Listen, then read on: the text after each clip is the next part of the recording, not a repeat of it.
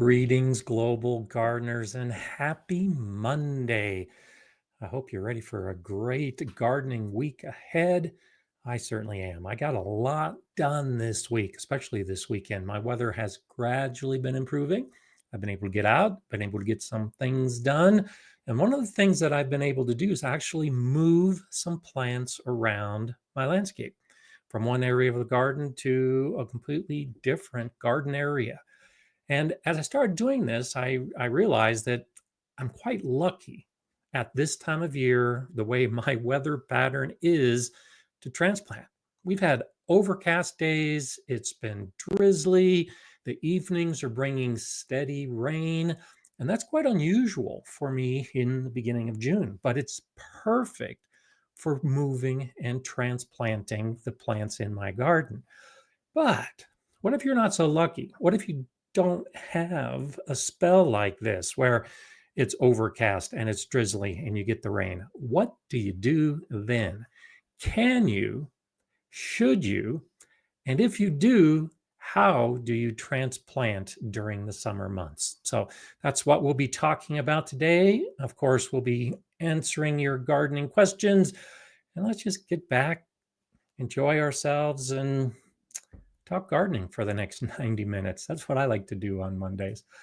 Shandy's Garden is saying, I know that sunflowers are picky, and they are. They don't like to be transplanted, but I've got some special ones coming from Sunflower Steve.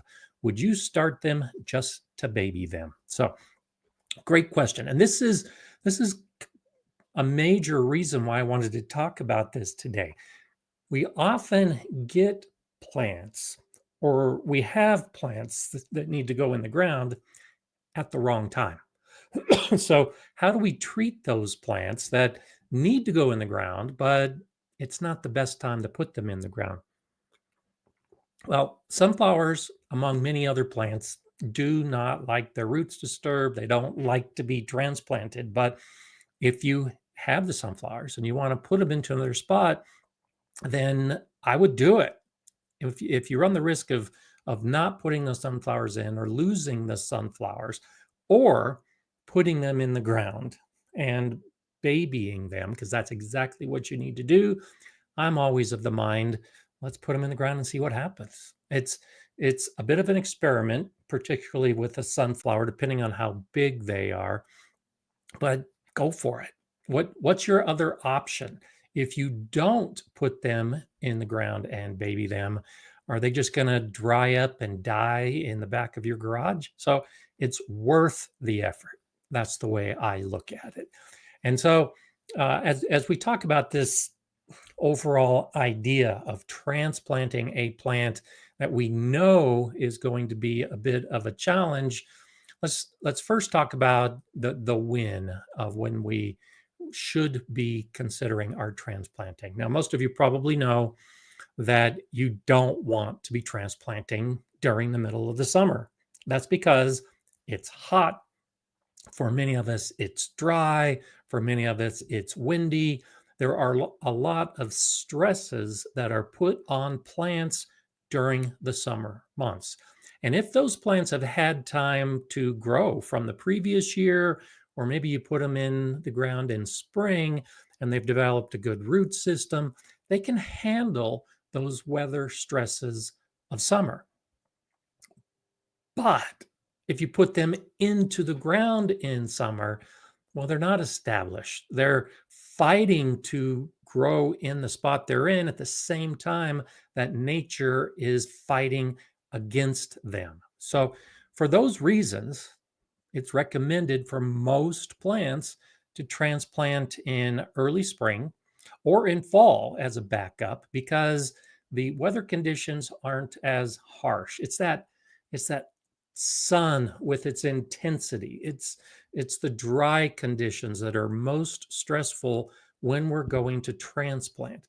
And so if we can avoid those conditions in spring or fall, the plants are more likely to survive and they're more likely to become established to first, if you're going in spring, survive these summer months, and secondarily survive the winter months if you put them in fall.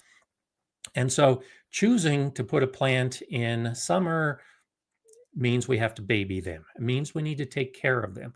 And one of the ways to do that is to take that basic information. You should be transplanting in spring or fall, and instead try to manipulate your environment to essentially create the conditions of spring or fall.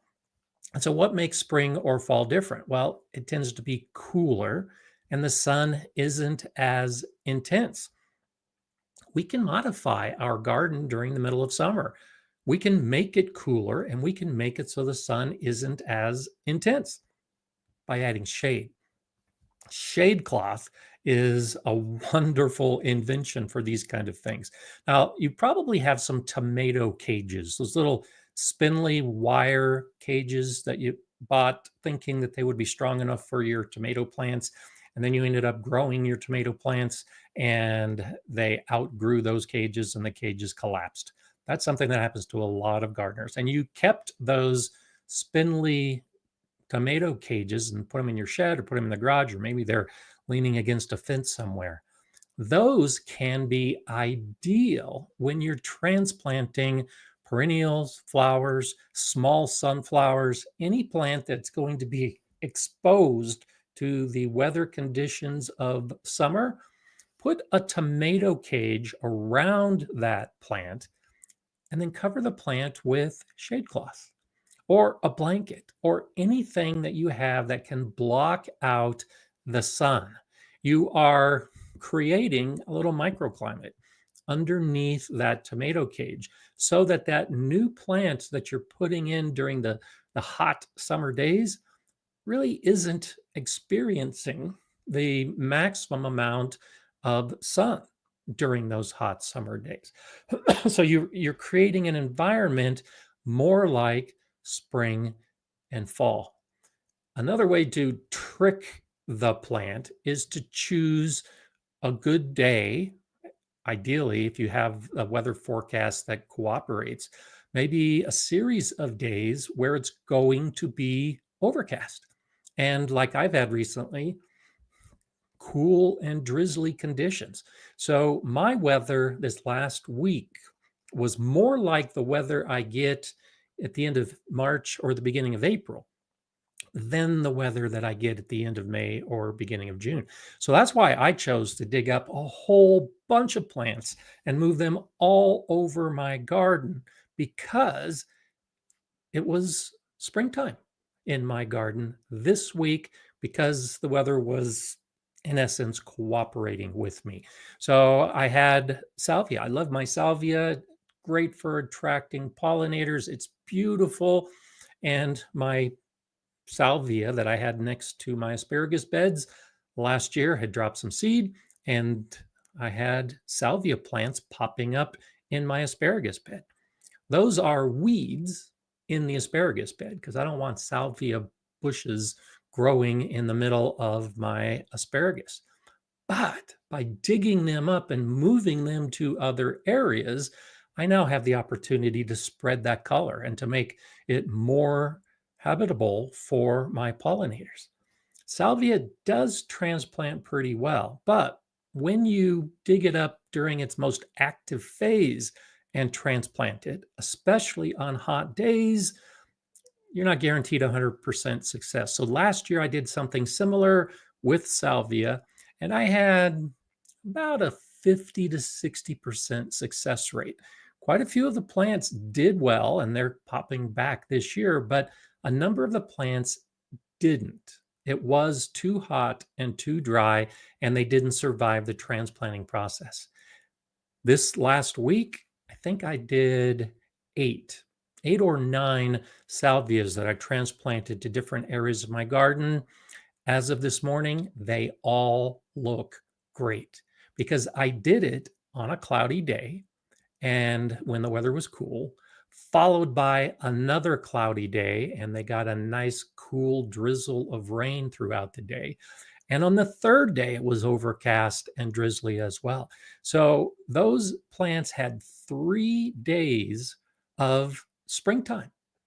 And I think they're going to survive perfectly well going into the summer and afterwards. So there's a couple of things to think about. If you can mimic those cool times of year, then you might be able to get some of these plants in the ground. A shout out to Super Seamster Sewing Show. Hello to you. Thank you. Must catch up on videos. Question from Bakersfield, California. So I appreciate your support and contribution, and I'll be looking to see if you have any specific questions that are following. So go ahead and for you, Super Seamster, and everybody else, go ahead and throw in your questions as we proceed. And shout out to Sean as well. We had our Falcon Garden Club plant sale this weekend. It was wonderful. It was fantastic. I love a few things more than just hanging out with gardeners for the day and talking about gardening and being surrounded by hundreds of plants in pots. And Sean is the president of our club. So good to have you here, Sean. It was a great success. It may have been the most successful we've had. And that's what got me thinking about this show today is we were selling a lot of plants. And with the cooler conditions, it's ideal to put them in the ground. I hope everybody went home and put them in the ground on Saturday because the forecast for the rest of the week for me are increasing heat. For the first time, we're going to be getting up to about 80 degrees Fahrenheit. That's 27 Celsius. We haven't been this warm yet. And we're actually going to have more sunshine. So I have to ask myself as a gardener, is it too late? Did I miss the window? Luckily, I took advantage of moving the plants when the weather was great, but I'm in the middle of some building and adding things to my garden. And as I've put more plants in, I've recognized that some of the plants that were there need to be in different areas. And so I'm not done with the transplanting. I do need to move some plants to other areas. The first thing I'm going to do is to try to choose days where they're not going to be exposed to the extreme heat. And then that second thing is to protect the plant, to shade it during those critical first few days. Now, I often see recommended that you should transplant early in the morning so that the plant has those morning cool weather conditions right after transplanting. I don't necessarily agree with that because as soon as the plant thinks, oh, I'm in a new spot and wakes up, the sun is beating down on it. So I prefer to actually do my transplanting later in the day, in late afternoon. As conditions are beginning to cool, it may still be hot, the sun may still be shining. But if you time it right, particularly if you're putting it in a spot that gets late afternoon shade or has the onset of evening earlier because of the shadows that appear, then put it in the ground late in the day. Then when it starts waking up and thinking, oh, I'm in a new home, it's nighttime. It's cool. It doesn't have the intensity of the sun. The next day, it has those early morning hours. It has that dappled morning sunlight to get it to start collecting the energy from the sun. And then when the sun comes, it essentially has had a whole day in the ground. In essence, you've hardened it off for a day before it was exposed to some of those sunny conditions. And if you could do it on a day that's going to be overcast the next day, now you're giving that plant 2 days of a head start until it actually gets to the sunny conditions. And then if you throw some shade, well, the plant may be hot, but it's not going to have the intense stress of that afternoon peak sunlight. So that's the approach I'm going to be taking in the days ahead as I decide to transplant, because I want to put other plants in the ground. I want to build some new things in the garden, and there are some things in the way. Yesterday, I moved some ornamental grasses. They're small grasses, and I had put them in a spot a few years ago, not sure what I was going to do with that spot. But as I was walking around my garden and counting how many of these grasses I had, I realized they were going to look better if I moved them near my new stone raised beds. So that's what I did yesterday. Yesterday was relatively cool. We had some overcast periods. I knew there was rain coming last night, so I went ahead and put them in the ground. So the first step is deciding when and trying to make it ideal. We can't always do that in the summertime. The next phase is try to choose the conditions or create the conditions that are going to put less stress on the plant during transplanting. And the next step is to actually transplant it so that you reduce the stress. So there are a few things you can do when you're going to transplant to reduce the stress on your plants. And this holds true at any time of year, but I think it becomes more important during the summer months. And so the first thing is to prepare the area where the plant is going first. All of us have made this mistake. You dig up a flower, a grass, a bush, and then you move it and it's like, okay, where am I going to put this now? And so the plant is sitting out in the sunlight, in that dry condition, in the wind, and then you dig the hole. That's backwards. You need to dig the hole first. If it's a plant that likes amended soil, amend the soil first. Get the area all ready to go before you put the plant in place. And while you're doing that, or even before you do that, water the plant that you're moving. Now, I prefer to water the plant well the day before so that the plant is hydrated. It has all of the water it needs to go into the next day. And that next day is when I'm digging the hole, getting it all ready to go, sizing it to the point. And I try to use the same spade, the same shovel, the same trowel that I'm going to use to dig up the plant. I use the same tool to dig the hole so that for the most part, the hole is going to be the same size.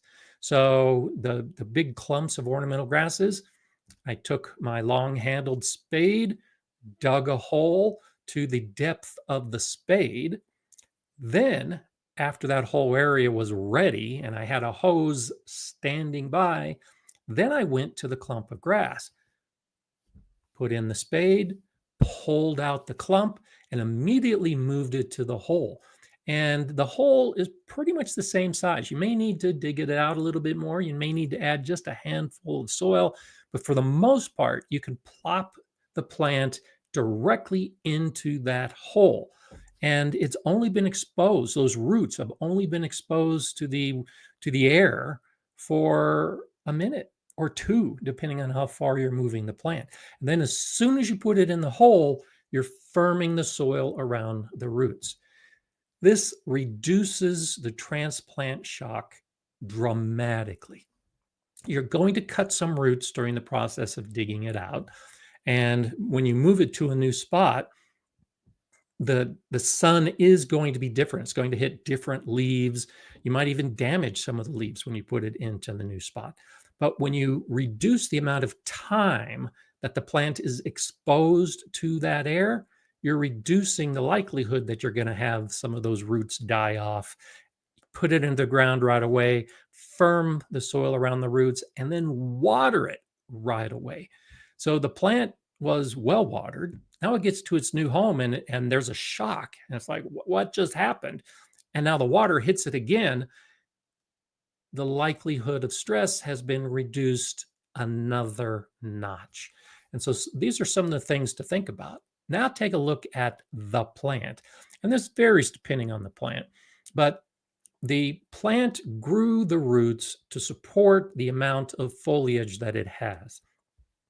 Now you've chopped off some of those roots during the transplanting process, which now means there might not be enough root mass to feed the rest of the plant, to absorb that water and actually keep the stems turgid, nice and erect. So you might have to prune. You might have to cut off some of those branches. There are some plants that we do this to. I showed in a video from a long time ago of irises. When you typically will transplant irises, You'll do the same thing with daylilies. It's standard practice that you just go ahead and cut the leaves by half or a third whenever you're going to transplant them to overcome this problem where you have a reduced root development and the roots are not enough to support the full length leaves of plants like that. So you just go ahead and cut the leaves in half so that the plant doesn't need to support as much growth. You can do the same thing with a shrub. You can do it with perennials. Go ahead and trim off some of those branches. I actually have a yew bush that I had uh, outside my fence near my garage. I transplanted it 2 weeks ago now, and I cut it back pretty dramatically. It was an older plant, some really woody branches, and I cut off a number of those full woody branches because I want some new growth to fill in so that I can prune it into shape later on. And then I took a good look at it every day and started seeing what was happening with the branches that remained. Were they doing okay? And they weren't. They were wilted that first day. That's normal. Don't think that a wilted plant is necessarily a bad thing. That is normal for the plant to try to conserve all the moisture that it has in its roots within its roots.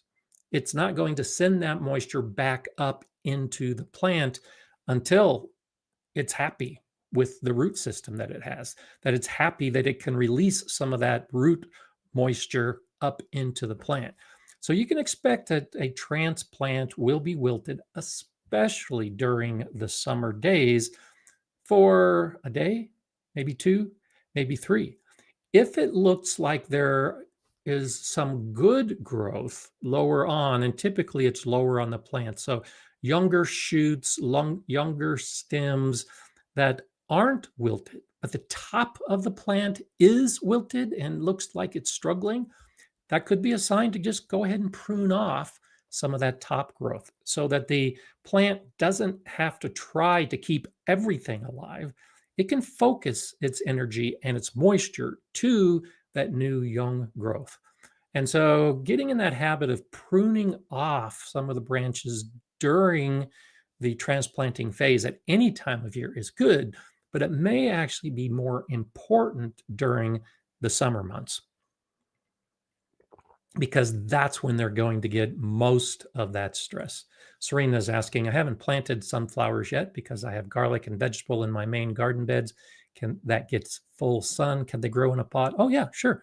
Yeah, depending on the type of sunflower. If you're growing one of those 12-foot tall mammoth sunflowers, you want to make sure that the pot is big enough to be able to hold a plant that big so it doesn't topple over.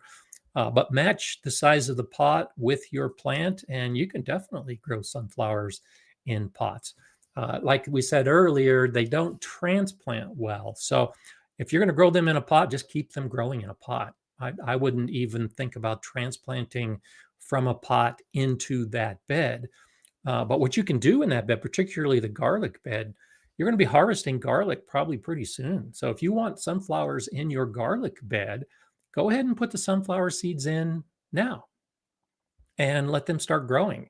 And when it comes time to harvest, you just pull the garlic bulbs and the sunflowers are already growing in that bed. I do that with a lot of my plants.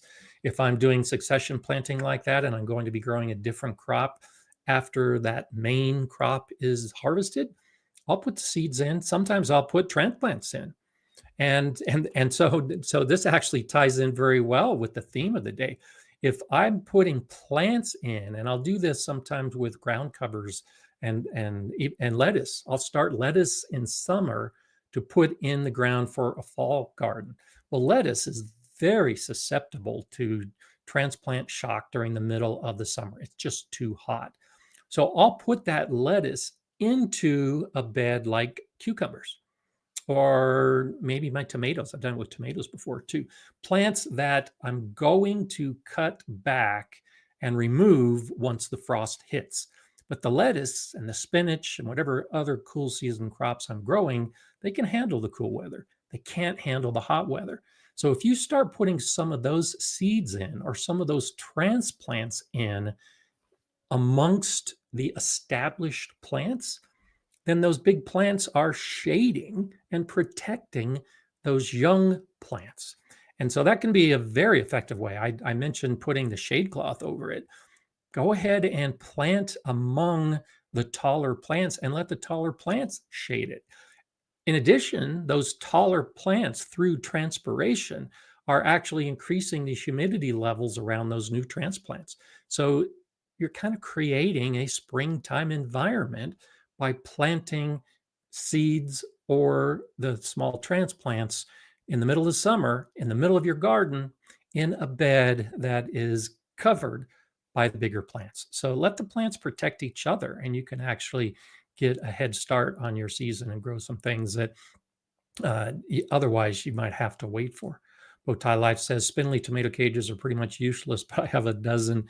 Even the really robust ones are not big enough for my biggest Principe Borghese plum tomatoes. It is loaded with fruit. Yeah, that's why I suggest finding other ways to use the tomato cages. And I'll have a video coming out soon where I talk about the tomato cages. And I use the tomato cages as trellises for the smaller plants like beans. That's what you'll see me talking about in the video that's coming up. So you can still use them. Just don't call them tomato cages anymore. You know, call them a pea trellis or a shade support. But I no longer use them.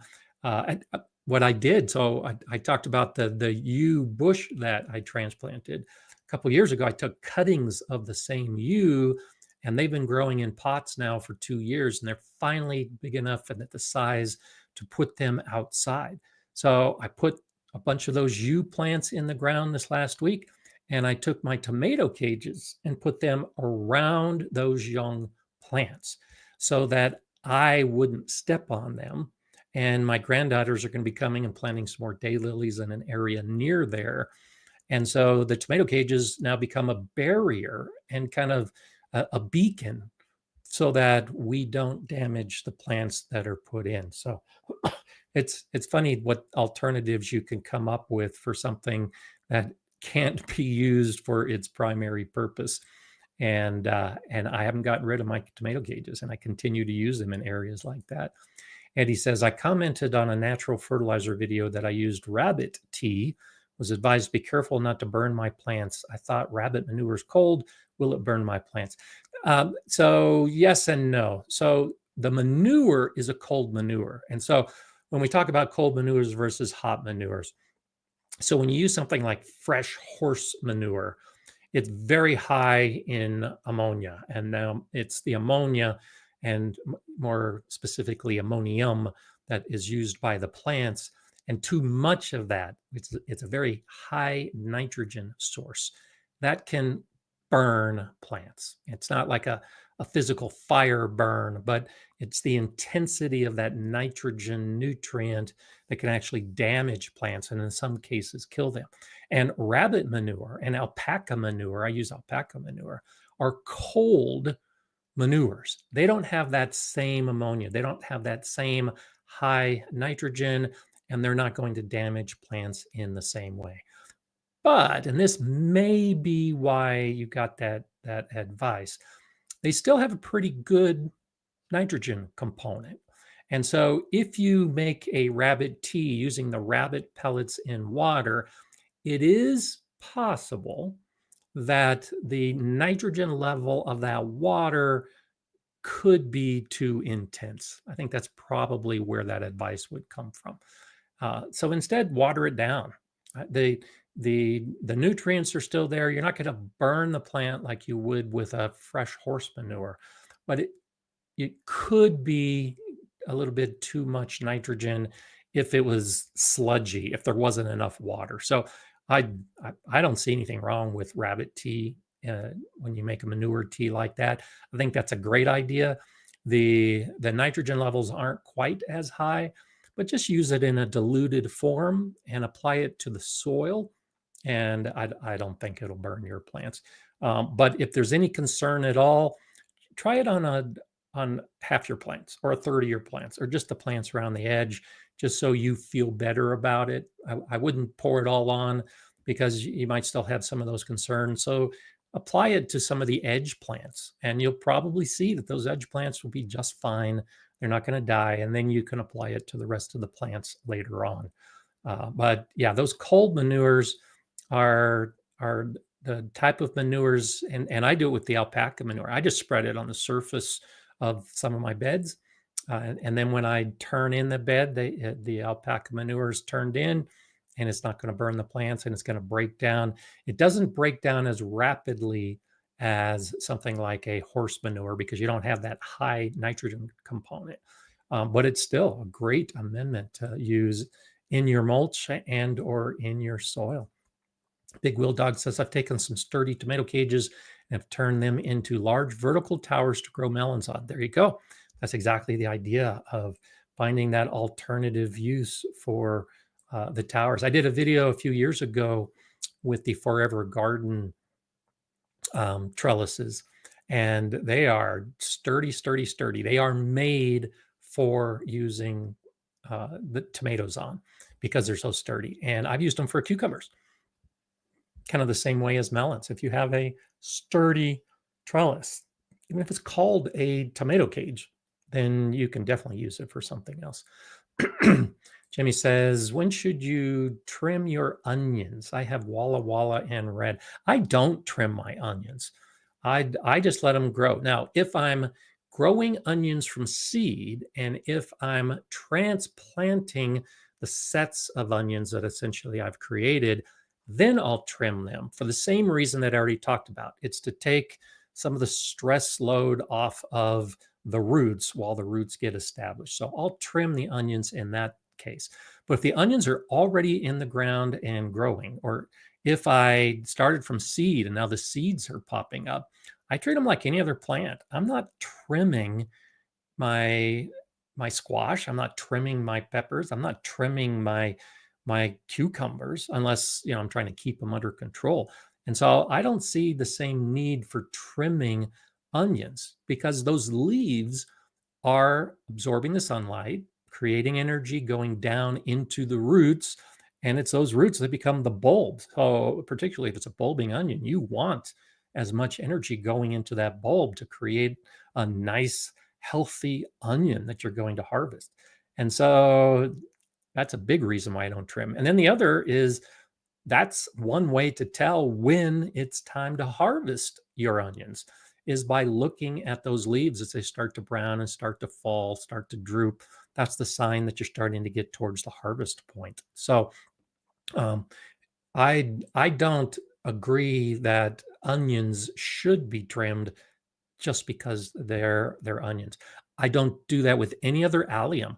When the flowering alliums that I have in my garden, I don't trim them, and my garlic, I don't trim the garlic either. So I don't really see a need for it unless you're saving it for the next year. And so if you're leaving your onions in the ground over winter so that you'll get seeds next year, then yeah, you can trim off those leaves after they've faded, after they've fallen, after they've turned brown. But if they're still actively growing and green, leave them growing and you'll probably have stronger plants along the way.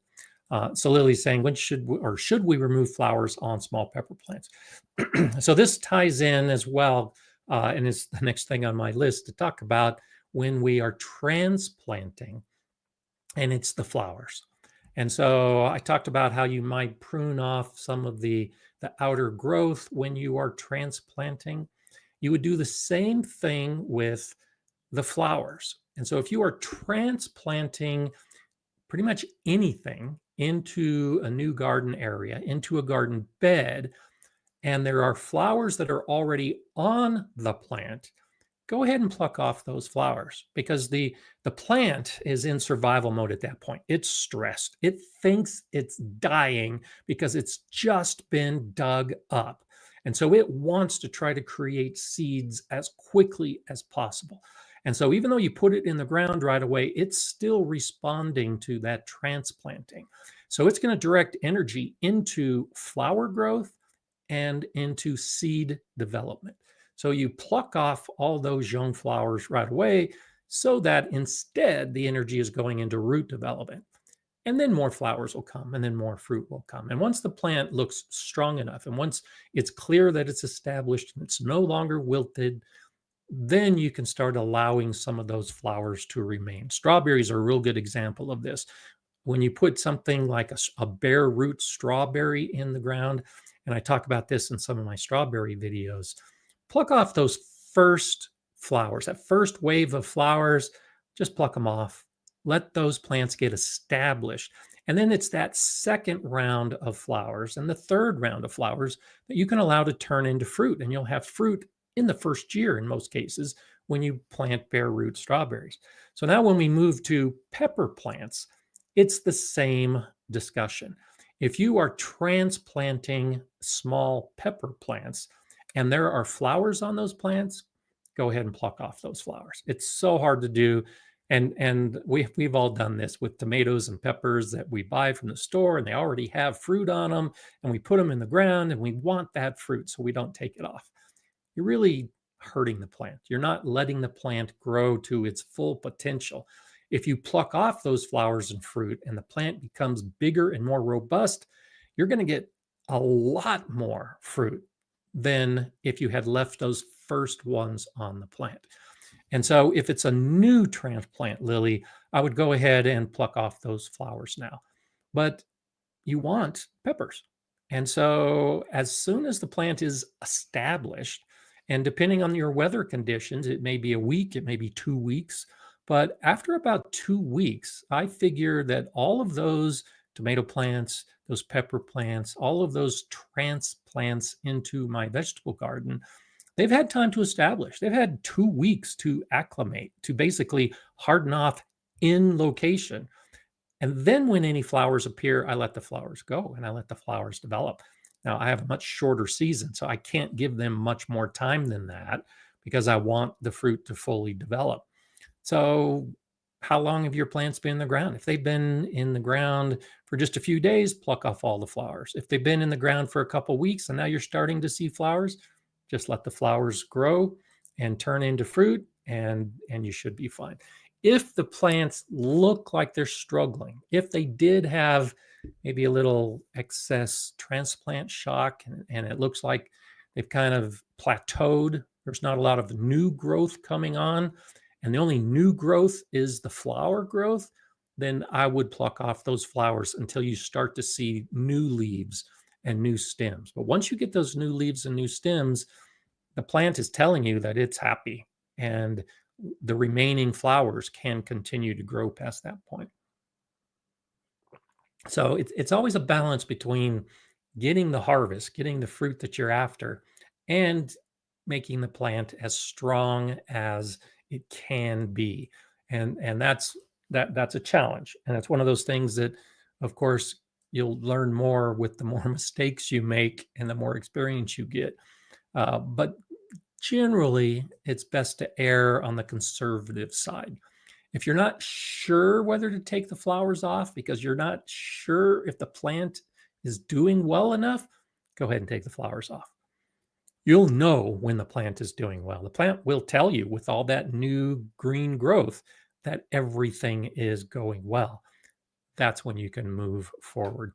So here's Mobus. It says, right, generally dilute manure tea, plus do not use fresh chicken manure for 6 months too hot. Yeah, that's another, I didn't mention chicken manure, but you're right.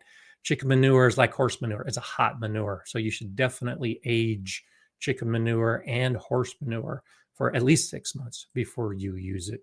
And then in all cases, dilute it. You could always add more later, but diluted is definitely better. Leslie's asking, onions are starting to bolt. How long can I leave them in the ground after removing the seed heads? So you can continue leaving them in the ground. The thing about the alliums in particular, garlic and onions that we're growing in the garden, once the plant gets into that survival mode, into that propagation mode, once it's bolted and sent up the seeds, it it's like a switch is clicked. And so it's not putting the energy into the bulb. So you can leave it in the ground as a place to store your onion. And as long as the leaves are green, it's going to continue growing and be alive. You just may not get much more bulb growth because of all that energy that was sent into the seed development.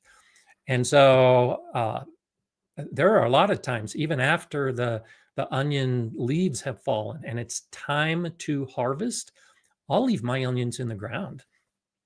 I live in a dry area, so I'm not worried about heavy rainfall rotting my onions. That would be a concern. So you'd want to harvest your mature onions before you get heavy rains that could rot it. But I use it as a storage method. You know, haven't got around to it yet. I'll harvest the onions when I have time. They're in the ground. The ground is dry. There's nothing harming the onions. That's kind of the approach I take. It's just I'll get to it when I get to it. And so depending on when you need your onions and how your weather is going to affect the onion bulbs, yeah, you can leave them in the ground for days, for weeks.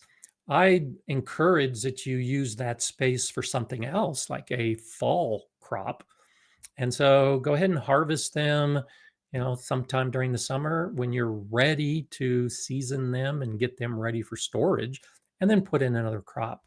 So I wouldn't leave onions in the ground for months, but I have for beets and carrots. Root crops can actually be kept in the ground for months after their leaves have started to drop, and it's a great way to store the root crops if you don't have a root cellar or a cool basement. And onions kind of fall into that same category. They're a little more tender, but as far as like leaving in the ground and when they get wet, so leave them in until you're going to have that heavy rainfall, and then you can remove them. But once they've set the seed heads, most of that bulb growth is done. It's not going to be coming back. And so if that's your reasoning for leaving them in the ground, you can just go ahead and pull them out whenever you have the chance. And then you can dry them and get them all ready to go for storage. And that's, storage is a big reason why we're growing some of these plants, like the root crops in particular. And so if the storage area isn't ready yet, leave them in the ground. But once it's ready, might as well pull them out and put them into storage. Lily is asking, I dug out my asparagus bed. I haven't replanted them over a week. I have them in the shade with some plastic covering them. Will they survive transplanting? So first off, try to get them in the ground as soon as possible. So I was talking earlier about having the hole dug, dig up your plant, put it directly into the hole. The reason is you really don't want those roots exposed to dry air any more than they need to be. And even if they're covered, they're protected from the sun, but those roots are dying in the process. Now, asparagus, if it's dormant, then yes, it can actually be shaded and covered and can last for a number of weeks before it gets in the ground, but it's deteriorating the entire time. So they should survive transplanting because the roots are probably pretty durable. I'm guessing that they were strong plants, but every day you delay, you increase the likelihood that they're not going to survive transplanting. And even if it's a temporary thing, I've done this with just about everything. Put them in a pot. I had rose bushes last year that the spot that they were going into wasn't ready yet. And so I put pots in that same general area, put potting soil in those pots, and I put my new bare root rose bushes in those pots. And all through the summer, they were growing great, did well, kept them watered. And then to avoid the heat of summer, as things began cooling down, that's when I transplanted those rose bushes into their forever home. And they did fine. So an interim, even with asparagus, that might be an alternative. If you don't have a space to put them, then go ahead and try an interim planting. But ideally, put them in the ground today, or keep them shaded and put them in the ground tomorrow. Some should survive. They might not all survive, but you're gonna have a better chance the sooner you can get to it. Masabi Gal is saying, could I try transplanting my tarragon next to a pear tree, a la food forest style? Do you foresee any issues with that plan, or would a pot be better? So, yes, you definitely can try that. Now, the thing about tarragon, and there are a few different varieties. I was growing a French tarragon. I actually took out all of my tarragon from my herb bed last year because the tarragon at that point was 4 years old. The roots were getting very big, very woody, and they were beginning to invade and affecting the growth of the plants nearby. I had sage and thyme right next to the tarragon, and the tarragon was taking over. So that would be my biggest concern, is that a plant like tarragon can get big and robust. And if you're trying to do a food forest idea, just keep that in mind, that the pear tree is probably not going to be too affected, though a lot of the pear tree roots are going to be in the top 6 inches of soil. And the tarragon is going to be growing down to 6 or 8 inches with that really woody root. So it might interfere with the pear tree. But if you move it a little farther away, I would say at least 3 inches, or 3 feet, maybe 4 feet, then you can manage the tarragon. And if it looks like it's beginning to spread, or if it looks like the roots are becoming a little invasive, you can chop them and remove them and still keep the main plant. My problem was I really didn't expect the plant to get that big and the roots to get that big, and I had to remove the whole thing. So those are the issues I've had with tarragon. And then, of course, if you grow in a pot, you don't have to worry about it becoming invasive and affecting the other plants in your area. But put it in a big pot, because tarragon can get quite big. I did a video at the end of last year where I talked about my oregano, and I still have the issue with my oregano. It's another one of those kind of plants that gets bigger than you expected and can take over an area more than you expected. And so my oregano is in pots for this year. I'm not growing it next to my apple tree because it's interfering with my apple tree, because it's just too much oregano. And the tarragon is kind of the same way. Jordan Marie Organics, great to see you here on a Monday, saying we have 2 raised beds with garlic this year. Cool. Both beds are side by side. Some varieties planted in both beds, but one bed has more garlic scapes right now. Is that normal? Sure. Yeah. This is the time of year for those of us that are growing hardneck varieties of garlic for the scapes to be appearing. If they are the same varieties in the bed, and I've done this in the past as well. If you've got like both soft neck and hard neck in a bed, and then you put the same bulbs in the other bed, did you plant them in the same positions? So like, are the hard neck on the north side in one bed, on the south side on another bed? So that would be the first thing, is just making sure that it's the same plants in the same locations. But if they're exactly the same planting, now take a look at the sun and the shade, because if one bed is getting more sun, then it's probably the bed that's sending up those scapes. The next bed will probably be sending up scapes soon, but it could be as simple as an extra 30 minutes or an extra 45 minutes of sun. That can be enough to kickstart the plant to send up those scapes. So yeah, perfectly normal. And my guess is because there's something about those beds that is different, even though they're side by side, even though it's the same plants. My guess is one is getting slightly different conditions. Could be the soil as well. Maybe the soil is slightly different between the beds. But I wouldn't worry about that. If they're soft neck varieties, they're not going to be sending up scapes, and that's completely normal. So look at the environment and see if there's something about it that do your good detective work and see if maybe you can figure out why, because of the environment, maybe the one bed is a little bit slower in developing the scapes, but the scapes should still come because it's that time of year for the scapes to appear. And so we were talking about the onions and the seeds earlier. Go ahead and cut those scapes right away, and you'll still get some garlic bulb development.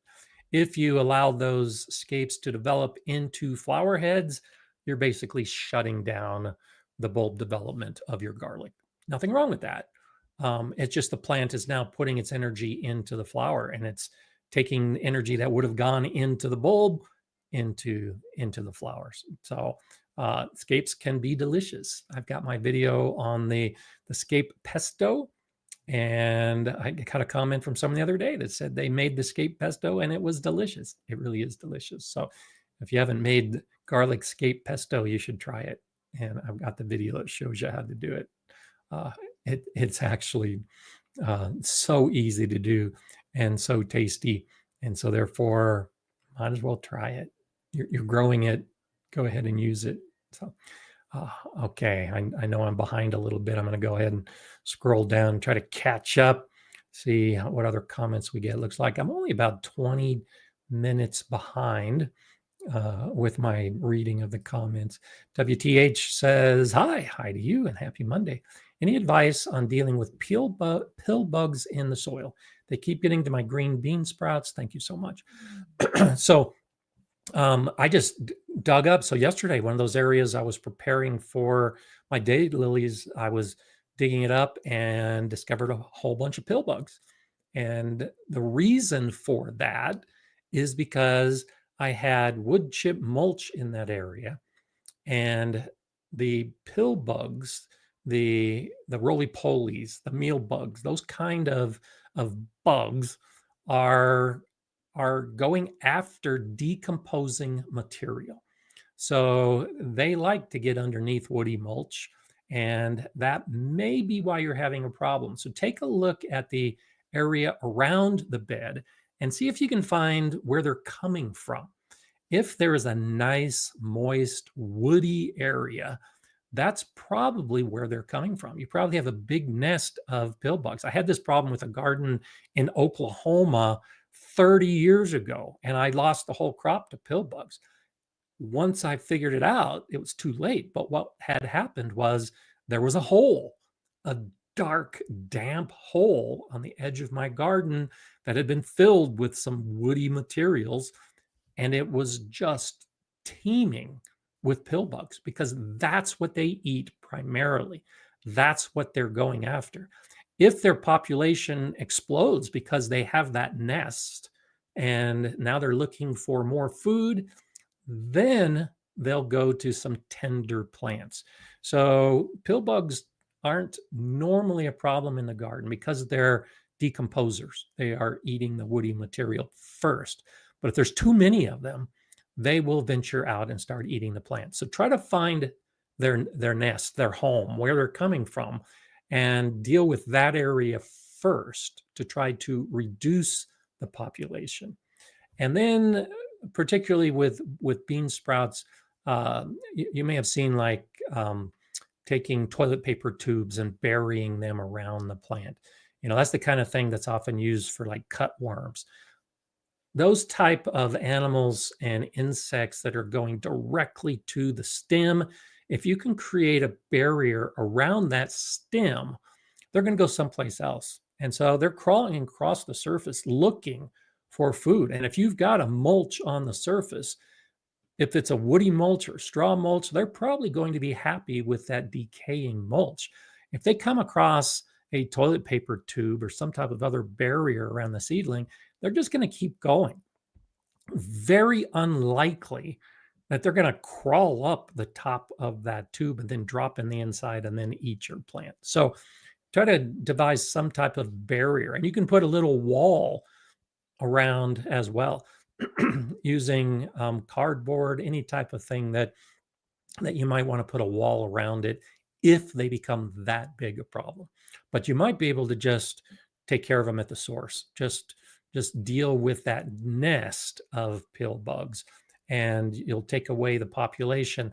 They'll go back to eating the woody mulch, and they should stay away from your bean sprouts at that point. So it's alternatives. They want the easiest alternative. And if you give them another spot, if you dig a dark hole and keep it moist, well away from that bed, then they're more likely to go to that moist woody area than to climb into your beds. So see if that helps out a little bit. Jason's saying, I use my one and only round tomato cage as a Christmas tree, wire wrapped together, the three prongs, and attached string lights to it as a mini Christmas tree for a planter pot. I like that idea. So yeah, use your tomato cage as a Christmas tree with lights on it. So there's always alternatives.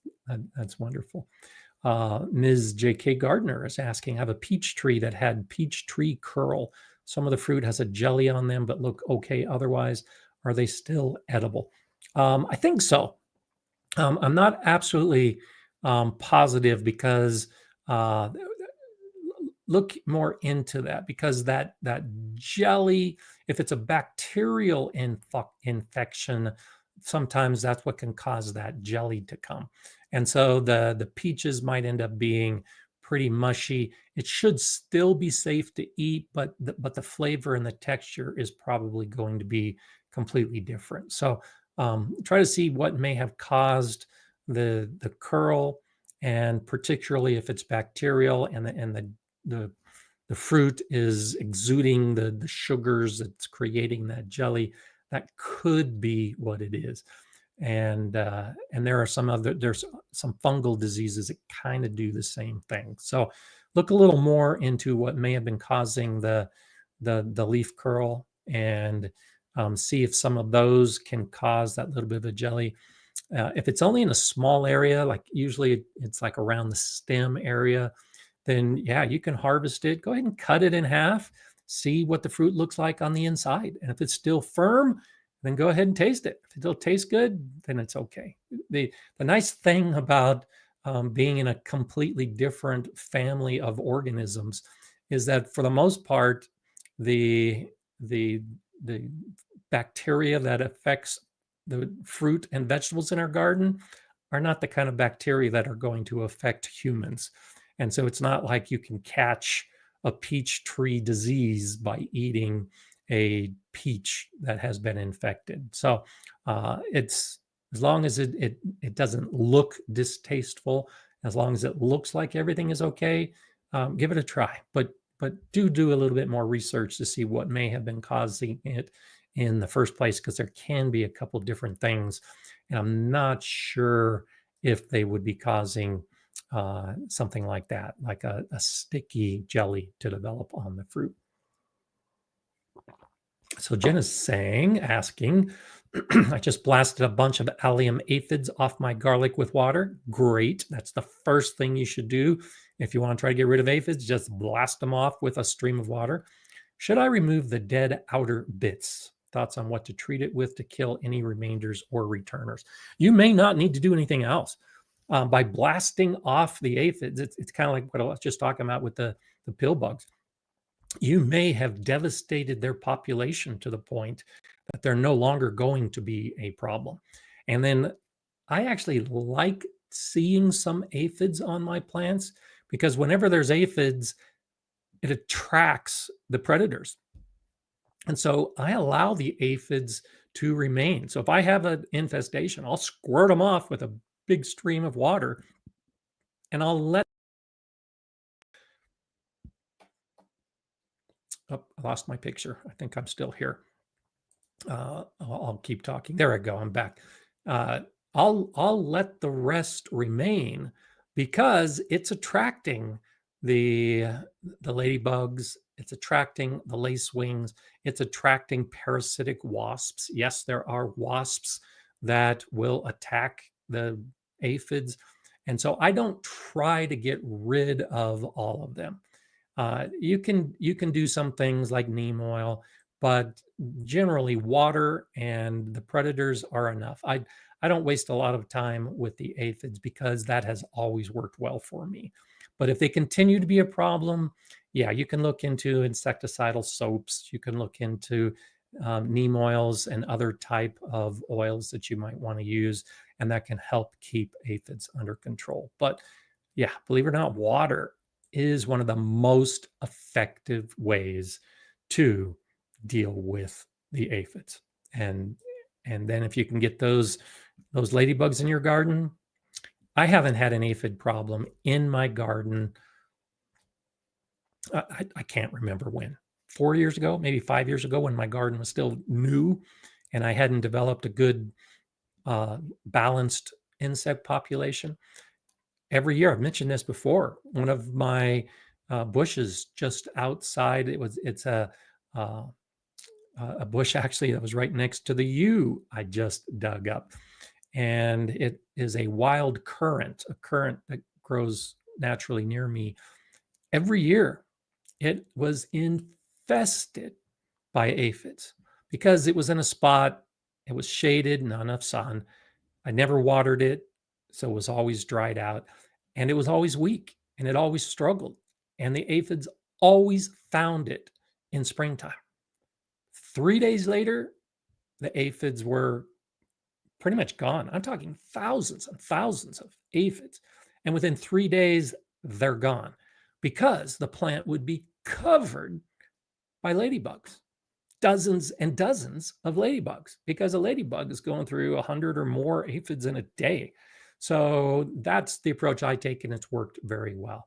Because those ladybugs are now naturally in my environment, I don't have a problem with aphids. So allow some aphids so that you can get some of the beneficial insects, and then you may not have to worry about it anymore because you'll have that equilibrium point. So Jay is so fantastic. I think so I lost the picture again. I'll keep on talking. So thank you, Jay, for putting up about Gardener Scott's Guide to Raised Bed Gardening. I appreciate it. I appreciate your support so much. And yeah, there's a link in the description below to my book, and I encourage you to check it out. I know a number of you already have the book. So if you have the book, I encourage that you go ahead and give a review.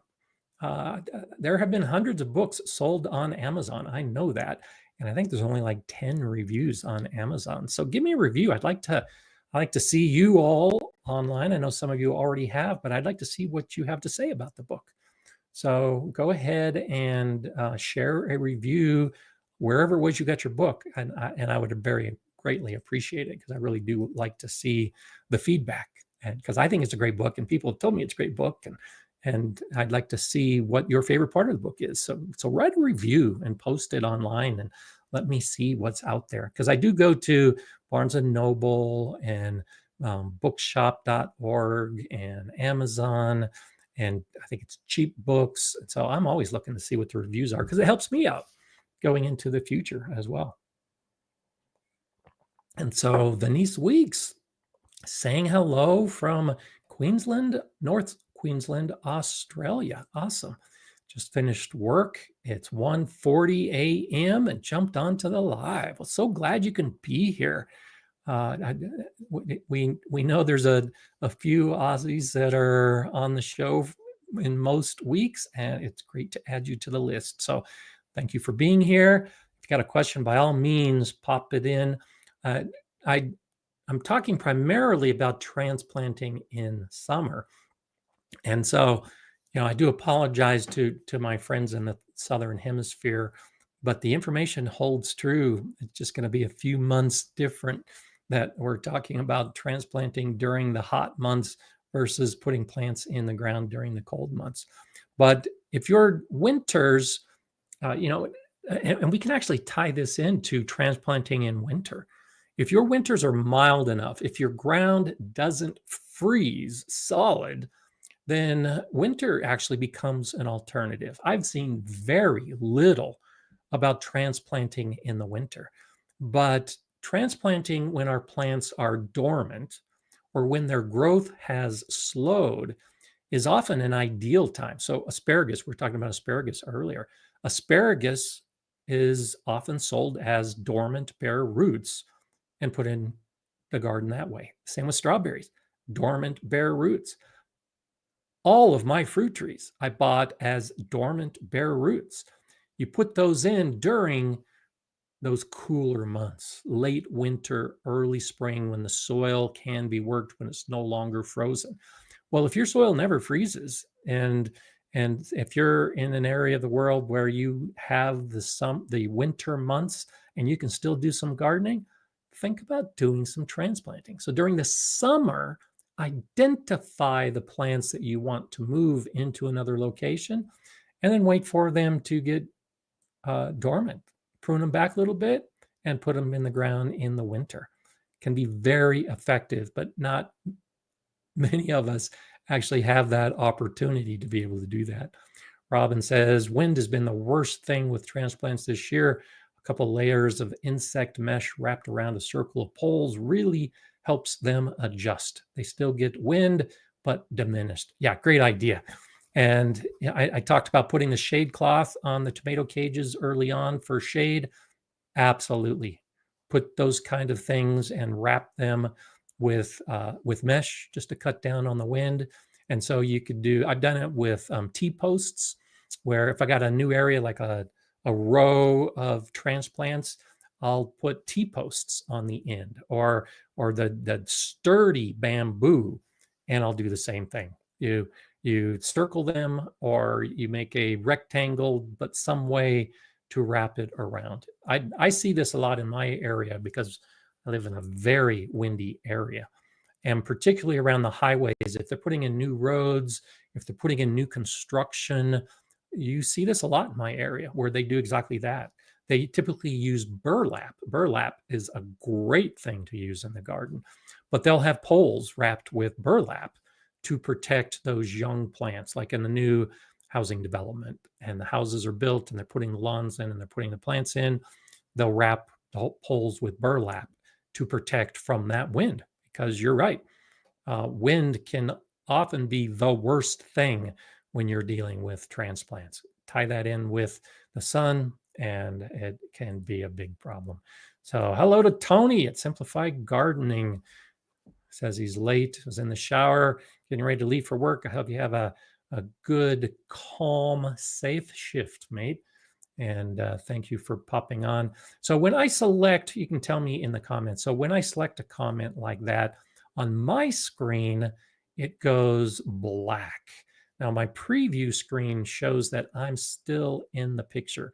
So let me know on your screen. Do you see the screen go black when I highlight a comment, or does the screen stay normal with the comment showing against me and my background? So just wondering. That's why I thought that I've been having a few issues. Okay, yeah, Dave says it looks good. So I'll have to figure out why my screen is going black when I put up a comment. But as long as you guys can still see it, Big Will Dog says the screen is normal, gardens happen normal. Okay, cool, good to know that. I was getting a little concerned. So Loves to Garden says, what do you recommend for bugs on pepper plants? So this is a big, it depends. What kind of bugs are they? That's the first thing to figure out. And I appreciate Jay ahead of time because she's about to look for the video, because I've got a couple of videos about integrated pest management. And so the primary video, excuse me, I have on IPM, integrated pest management. It's all about identification. So I was just talking about aphids and that the ladybugs appear. Well, the ladybug that really does the most damage to the aphids is the juvenile ladybug. It's the baby ladybug. And baby ladybugs don't look like ladybugs. They look like little dragons. And those little black dragons with red spots that are crawling across the leaves are eating a ton of aphids. So that's the first step. If you look at your pepper plant and go, oh, what are these ugly little dragon things? I got to get rid of them. No, those are ladybugs. Those are good things. And there are a lot of insects like that that are good. And the reason they're on your plant may be because they're eating the aphids or they're going after some other insect that is attacking your pepper plants. So identification is the key because you may not need to do anything. It may be a good bug. It may be the kind of bug that you should be glad that you have on your pepper plant. If you determine that it is a harmful insect, then the next step is to see how many of them you have. And so if you've only got one or two of these harmful insects on your leaves, just squish them, brush them off, have that strong stream of water to knock them into the soil. Problem solved. You no longer have an issue. So it's only when it's a harmful insect and the population gets to the point that they can't be easily controlled that you start looking into what to do about it. And then it gets back to what kind of insect it is. So a caterpillar, for instance, is easily treated by BT, Bacillus thuringiensis. It's a little powder that you sprinkle on your leaves, and the caterpillars of all sizes, will eat the leaf, ingest that bacteria, and it kills the caterpillar. If you put BT trying to deal with something like a flea beetle, it's not going to affect the flea beetle at all. So you really have to know what kind of insect it is to decide whether you're going to use diatomaceous earth, which can be used for soft-bellied insects. It's going to rip them apart as they crawl across it, or something like BT, or something like neem oil that is also a bit of a deterrent, but can end up disrupting the intestines of the insects and killing them that way. So lots of different things to do, but it all comes down to the insects. You have to identify the insects first to then determine what to do with the bugs. And like I was saying earlier with the aphids and the ladybugs, I don't really do much of anything in my garden. If I see a squash bug, I squash the squash bug before a squash bug population develops. I'm okay with that. If I see similar insects, there's just one or two of them on a leaf, I kill it right away if I know that it's a bad insect. If it's a good insect, if it's a beneficial bug, I let it go. Let it have fun. Let it do its job in the garden. So it's important for all of us to go ahead and learn the insects that we have, learn what kind of damage they do, and then deal with it appropriately. One of the things I love in the garden, I haven't actually seen one yet, but I know they're there, are leafcutter bees. Leafcutter bees are great pollinators. They are not a hive bee like a honey bee. And so you're not going to see swarms of them. They are solitary and they set up their nest by cutting holes out of our leaves. And then they take that cut leaf back to their nest to actually form the nest for the eggs that they're going to raise for the baby bees to hatch. Well, if you start seeing these little circular holes in your leaves, you may think it's a catastrophe and you might want to put poisons of all types on your plants. And what you're doing is you're killing the bees, in addition to all kinds of other insects that would be affected by that poison as well. The good bugs, you can kill a lot of good bugs in your attempt to kill what you think is a bad bug, when it might not be a bad bug at all. It may just be a bee that disfigures your leaves. I'm okay with that. And I actually like seeing those little holes cut out of my leaves because I know I've got more pollinators that are going to be arriving in my garden later on. So learn about bugs in your garden before you try to control them, because they may be doing work that you can't in controlling the other bugs. So It's finding that balance that really does make a difference in the garden. It makes it easier to garden. So Myra's asking, are those asparagus fronds over your right shoulder? Do you trim them back even a little? So yes, those are asparagus fronds. And this is my rhubarb. I've been meaning to post an Instagram talking about the flowers that are on my rhubarb as well. And I don't trim them for the most part. So the asparagus fronds I let grow the entire season because they're leaves. They're doing photosynthesis. They're sending all that energy into the roots so that next year I have a better asparagus crop because it's stronger asparagus plants. And so they'll reach 4 feet tall easily. I think these are close to 5 feet tall, some of them. Because of my windy conditions, later in the year, particularly when they get a little bit fuller, the fronds have more leaves on them, the wind can knock them over. And when they do that, and especially even if they're still attached to the plant and they're waving back and forth in the wind, and I can see that it's actually disturbing the soil, like the swaying frond is actually creating a hole in the soil as it goes back and forth, then yes, I will trim it back a little bit at that point, just so that it's not creating stress on those roots by moving the plant so much in the wind. But no, I just let them grow. I leave the flowers of my rhubarb up until now. This week, I'll actually be cutting them down. My rhubarb still looks great, but if you look around my garden, you'll see I don't have a lot of flowers yet. It's still early in my season. So I don't have the places for those pollinators to go to get food. The flowers on my rhubarb are among the earliest flowers of the season. So I let my rhubarb flower for food for the beneficial insects. Once the other flowers start appearing, then I cut back my rhubarb flowers, and the plants still do great. Now, my rhubarb isn't nearly as big as Tony O'Neill's rhubarb, and he's doing a much better job of trimming off those flowers. But Tony also lives in a region where the flowers come early on other plants, and the pollinators are already there. I have to try to make my pollinators as happy as possible by leaving the weeds. I let a lot of my weeds flower for the same reason, so that the pollinators have food early in the season. So just be aware of that. But yeah, the asparagus can get quite big, and I let it go because it makes for stronger plants later on.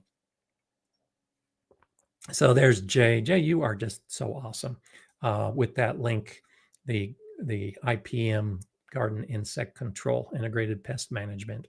And so go to there. I think if I remember right, in the description of that video, I think I may have had some links to some places to go for insect identification. So I'll take a look at that if I can remember. But learn to identify your bugs, and it's easy to do. There's so much information. And so, for instance, ladybugs. Ladybugs, most of us know what ladybugs look like, but ladybugs are different than Asian beetles.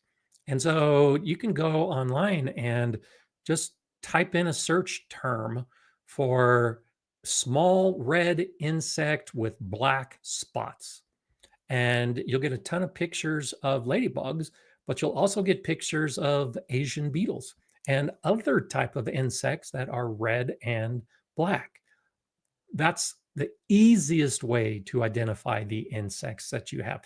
First off, try to find the insect, try to see it so that you know if it's red with black spots, or if it's yellow with black stripes, or red with yellow stripes. There's so many different kinds of insects, but a simple search like that is usually enough to be able to see some pictures and go, oh yeah, that's it. And now you know what kind of insect what insect you have. And then it's easy to go ahead and learn more about that insect. Once you find out it's an Asian beetle, do searches on Asian beetles. and find out if it's going to be a problem or not.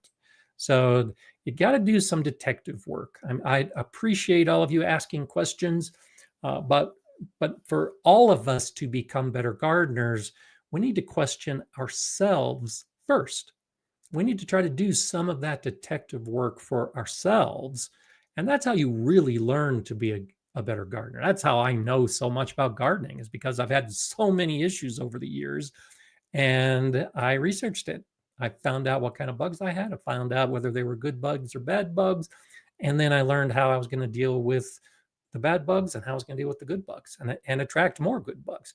It all starts by just being a garden detective and training yourself to educate yourself so that you can keep moving forward. That's one of the biggest lessons from the Master Gardener program that I was in a little more than 20 years ago.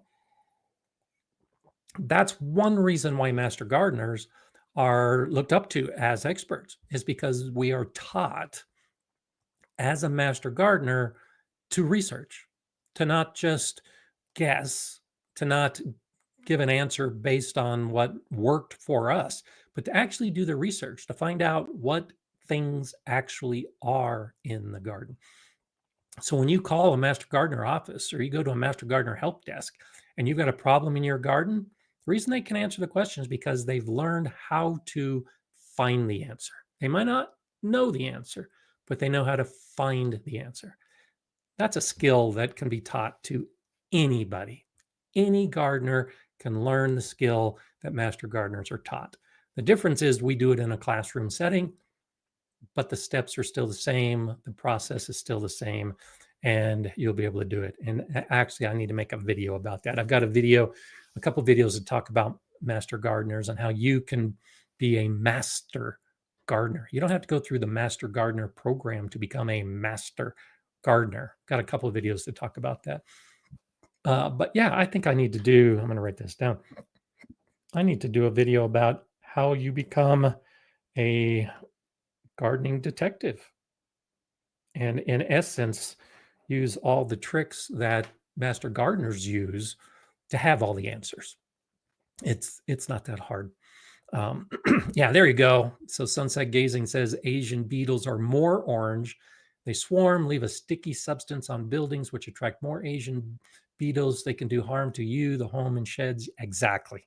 So I'm glad you said that, because that's why I mentioned it. And that's why I went on to talk about doing the detective work, because Asian beetles are totally different than ladybugs. And now you know. Thank you for doing that. I'm hoping that you just posted that because you did a quick search.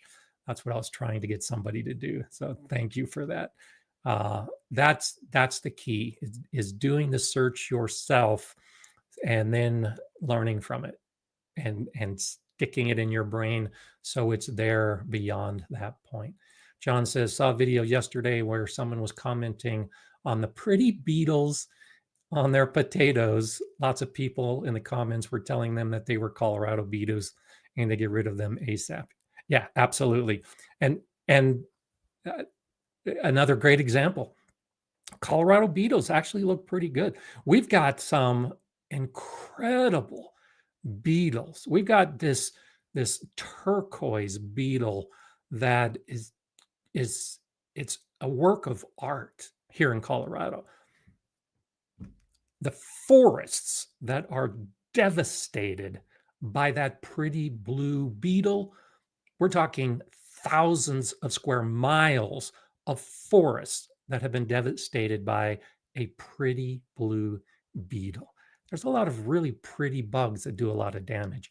And the Colorado potato beetle definitely falls into that category. And so if you live in an area susceptible to the Colorado potato beetle and you grow potatoes, in addition to other plants that they will also feed on, learn what they look like. And so that's why I say, when I see like a single insect on a plant and I recognize it as a bad bug, I squish it. And the Colorado beetles definitely fall into that category. If you can get rid of the one or two, you may be able to stop an infestation later on. Big Will Dog says, as a test this year, I interplanted my potted cabbages with marigold. My biggest success was one in pot next to the cilantro. No cabbage worms have visited so far. Cool. Yeah, there are some plants that can deter some insects. They don't always work, and planting them close together makes a big difference. So I'm glad that you experimented with this, because it's the interplanting that really makes a difference. Marigolds have been shown to deter some soil nematodes in particular. Not all nematodes, but some very specific nematodes. And while marigolds, I haven't seen any definitive research that says they deter some of the flying insects. Anecdotally, a lot of gardeners plant marigolds and have seen exactly this, that no cabbage worms appear. The key is interplanting. If you just have marigolds growing around the outer edges of your garden, that's not going to deter an insect that's going to find your cabbage plants. So for those plants that might have a deterrent effect, interplanting is the key.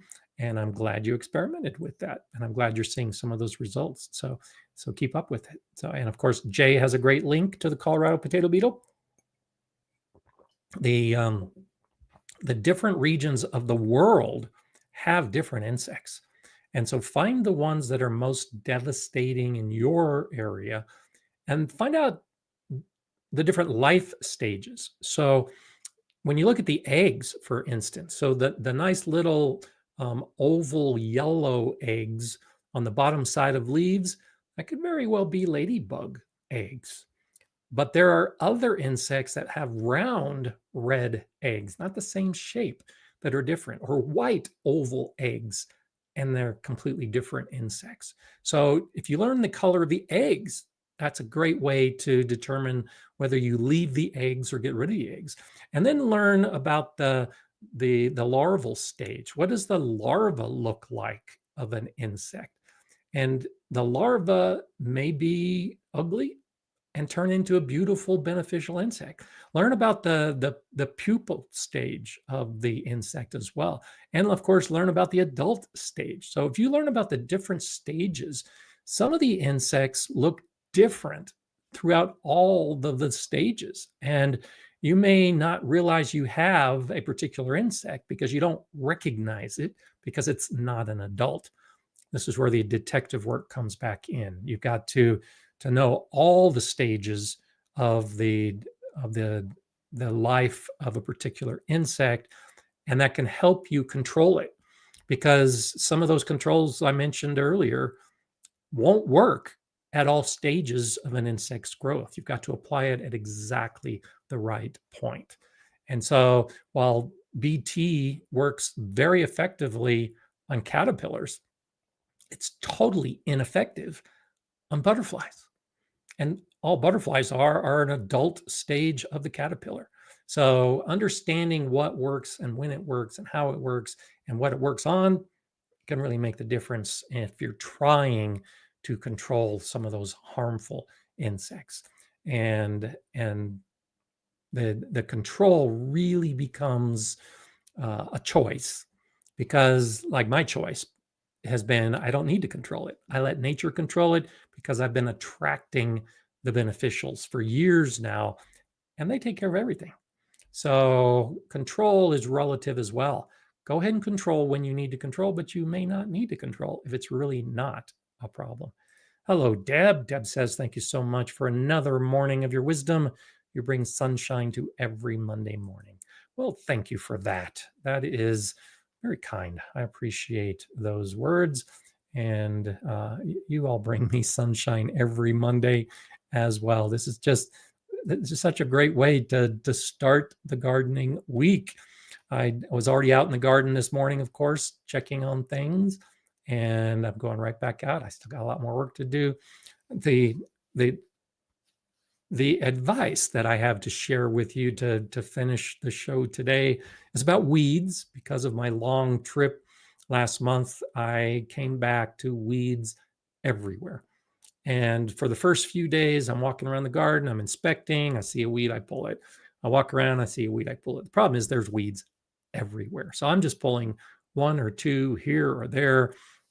unless I started preparing the beds this week in particular for the transplanting, I realized it's a lot of work, but that was really the most effective way to deal with the weeds, was to just pick an area that would be like 10 feet long and 5 feet wide and just take out all the weeds, because I've got areas of the garden that are nothing but weeds. Now it's ready for planting. Now it's ready for transplanting. And even if it's the middle of summer, if there's a plant that needs to go in that spot, the weeds have been pulled, I've put my wood chip mulch over it, it's all ready for a new plant or new seeds.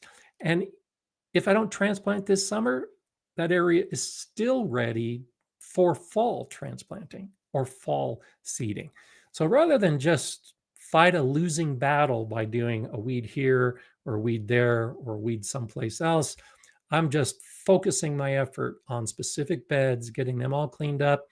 I still have many days of work ahead, but it's so much more enjoyable, so much more rewarding to see an entire garden area that no longer has weeds. In a normal year, I would have never let the weeds get that bad because I would have been here to deal with them while they were just popping up. But by being gone during that critical growth phase, man, it's a job and it's a lot of work. And that's what I'm going to go do next. And I'll probably do it for the rest of the week until I can get a handle on things. So hope you don't have the same kind of problems, but there's always some jobs to keep us out in the garden and to keep us busy and to keep us happy and to give us something to learn from. So I hope you have a great gardening week.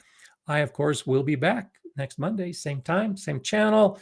Thank you to all the new viewers who were here and all those of you who haven't been here in a while. It's so great to see the community and all of this discussion. Above all, every day, whether it's weeds or not, enjoy gardening. I'll see you next Monday.